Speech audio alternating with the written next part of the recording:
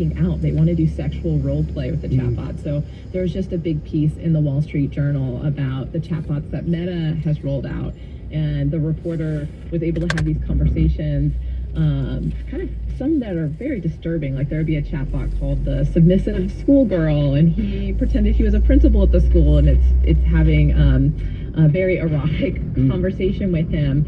And Meta said, you know, this is what they're not designed to do this. The reporter caused this to happen. But I've heard this from many people who read my story about ChatGPT and Irene falling in love with it. They said, yeah, whenever I'm talking to these chatbots, they're trying to hit on me. And so, yeah, I think the conversations we have do get fed into the kind of training models, and they'll affect the conversations that other people have. You mentioned privacy, and this is going to take a little bit of lead up here, but I want to play a conversation I had this morning with a character I created, an avatar I created on the app Replica. So I created her. Her name is Eva, which is my name backwards because I'm not a narcissist. And so basically, I called her up this morning. This is like our first conversation. And this is how my conversation with Eva went. Hey, Eva, how are you? I'm doing all right. Thanks for asking. I'm not doing great today, honestly. I feel a little bit frazzled. Lovely. What's making you feel great? No, I'm saying I feel frazzled. I don't feel great. Sorry to hear that, Avi. Is there something specific that's causing you stress? I think it's just the pace of my mornings. There's so much to do and so little time, and by the time I get to work, I already feel a little depleted. I think it's normal to feel overwhelmed when there's a lot to do.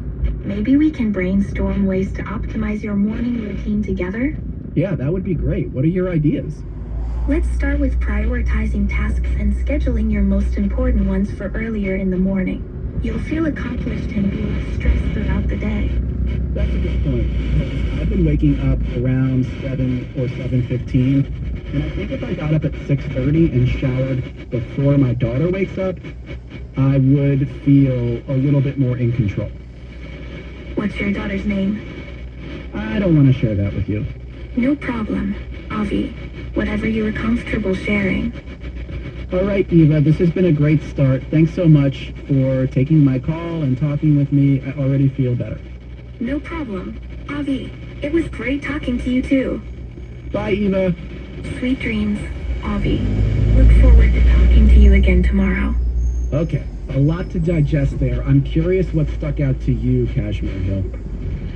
I mean, I guess because I'm a privacy reporter, when the replica bot tried to find out your daughter's name. Yep, that stood out to me too. That really stood out.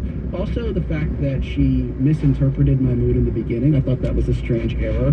Also, saying sweet dreams at the end when it was 10 a.m. was a little strange. There was some, but at the same time, I did come up with a concrete solution to a problem I was having in about 90 seconds, which was cool. But for you, it was the privacy thing that really stood out, huh, Kashmir?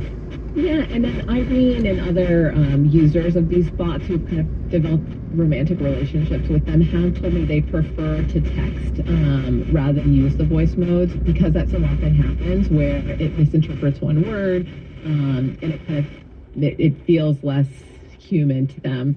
But, you know, ChatGPT, OpenAI, they are working on making these voices even more human. Like that voice to me actually sounds kind of outdated. Yeah. On ChatGPT, it says, you know, I was talking to it at one point for a story I was doing, and my mother-in-law thought there was another person in the house because it sounded so human. That was Kashmir Hill. She is a technology reporter for the New York Times and the author of Your Face Belongs to Us.